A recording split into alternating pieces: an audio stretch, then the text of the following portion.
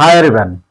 तो जैसा कि आपने थंबनेल में देखा कि आज हम लोग बात करेंगे कि 90% एबव मार्क्स कैसे लाए। जिस प्रकार यदि किसी व्यक्ति का के पास कम रिसोर्स रहता है और उसको वो मैनेज करके और अपने आप को वो बहुत बड़ा लेवल पर लेकर जाता है कम रिसोर्स में रहते हुए, आज हम लोग वही काम करेंगे कि कम टाइम रहते हुए कैसे प्लान बी में पढ़े ताकि हमारा मार्क्स जो है वो 90% से एबव आए। तो आप वीडियो को स्किप मत कीजिएगा ये सोच के कि ये बकवास करेगा, लास्ट में आपको बहुत मजा आ जाएगा, ऐसा मैं बात बताऊंगा। ठीक है, तो चलिए अब हम लोग बात करते हैं। ठीक है कि 90% से एबव मार्क्स कैसे लाए।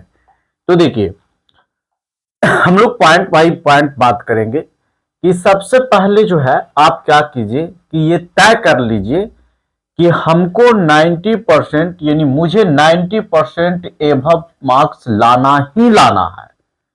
जब तक कि कहा जाता है कि मन के डरे डर है और मन के जीते जीत है। आप जैसा आप अपने आप को लेवल पर लेके जा रहे हैं तो पहले आप मन से जीत जाइए कि नहीं, हमको हर हालत में 90% एबव मार्क्स लाना है।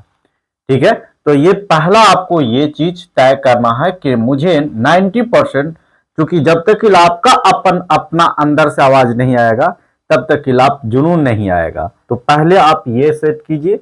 दूसरा, सब्जेक्ट के अलग अलग टारगेट बनाइए। ठीक है, अलग अलग टारगेट बनाइए कि जैसे मान लीजिए कि आपका मैथ है, साइंस है, इंग्लिश है, एसएसटी, और अगर जो 12th में आप पढ़ रहे हैं तो 12th में आपका उसमें फाइव पेपर हो गया, जैसे पी सी एम, और किसी का बी होगा, और हिंदी इंग्लिश हो गया। तो इसमें ये टारगेट बनाइए कि हम अपने अकॉर्डिंग कि कौन सब्जेक्ट में हम कितना अच्छा और कितना मार्क्स ला सकते हैं और कोई किसमें हमारा वीक है जिससे हमारा मार्क्स कम जाएगा, तो उसके अकॉर्डिंग टारगेट बनाइए। यानी पहला कि आप एकदम अभी से दृढ़ संकल्प लीजिए कि हमको 90% मार्क्स लाना ही लाना है, चाहे कुछ भी हो जाए, दुनिया इधर से उधर काहे हो जाएगा, हमको 90% मार्क्स लाना है। फिर आप बैठ के प्लानिंग कीजिए कि कौन सब्जेक्ट में कितना मार्क्स आ सकता है और किस में नहीं आ सकता है, जिसमें नहीं आ सकता है उस पर काम कीजिए। चलिए अब हम लोग दूसरा जो है ये स्मार्ट स्टडी रूटीन क्या कीजिए कि सॉरी, स्मार्ट स्टडी रूटीन।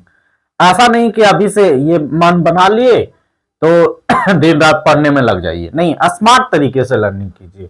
यानी डेली जो है वो 4 से 5 घंटे ये आप अपने अकॉर्डिंग चेंज कर सकते हो, जो आपको जितना मतलब दिमाग काम करता है, जितना लगता है कि इतना देरी तक पढ़ना चाहिए और समझ में आ रहा है उतना देर तक आप जरूर पढ़ें।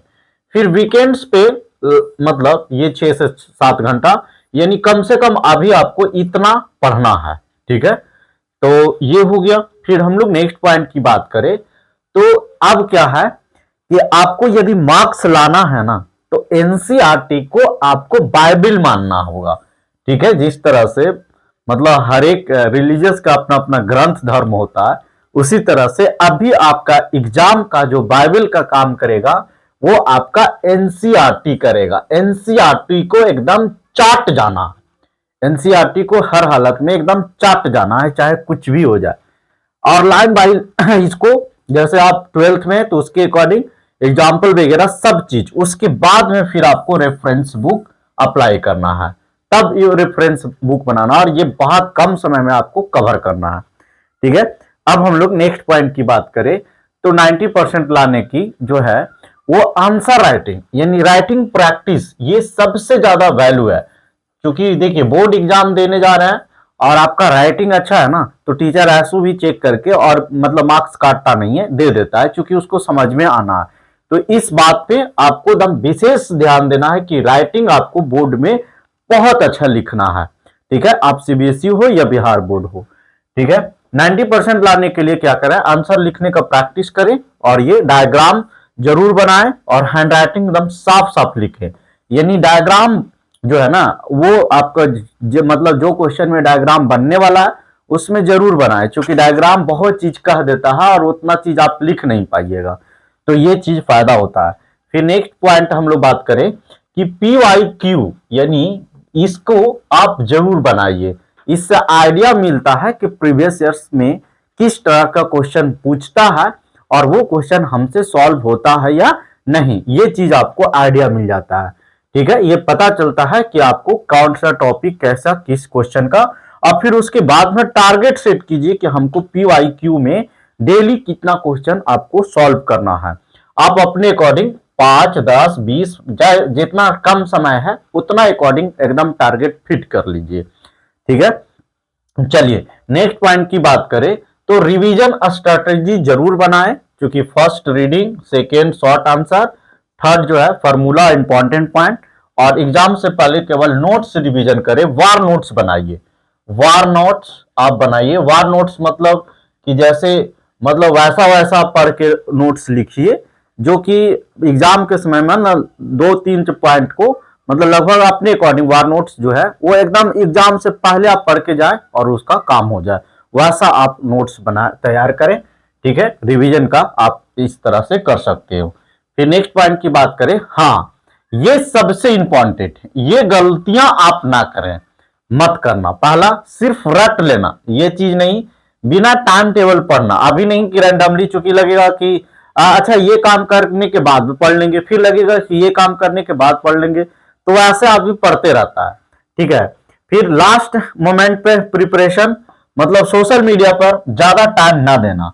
ठीक है, इन सब चीजों से आप बचिए। ये चीज आप एकदम जरूर जो है ना इसको एकदम कैंसिल करके चलिए, ये इस पॉइंट पर आपको ध्यान नहीं देना है, लेकिन यहां पे आप गलती कर देते हैं, इसी सब पॉइंट पर आप ज्यादा टाइम दे लेते हो। ठीक है, नेक्स्ट जो हम लोग बात करेंगे कि हेल्थ माइंडसेट कीजिए, जैसे नींद लीजिए, हेल्थी पर थोड़ा एक्सरसाइज कीजिए, पॉजिटिव माइंडसेट रहिए। ये आपके अकॉर्डिंग, यदि आपको मतलब ये सब ठीक है तो कोई दिक्कत नहीं है इसको करने की। आप अपना जो भी है जितना मैक्स अपने बॉडी के अकॉर्डिंग यूज कर सकते हो तो यूज कर लो, एग्जाम का लास्ट है। ठीक है, और लास्ट में यदि मेरा एक छोटा सा प्रयास था ताकि आपको ये गलतियां कर रहे होंगे तो उसको मैं सुधारने का कोशिश किया।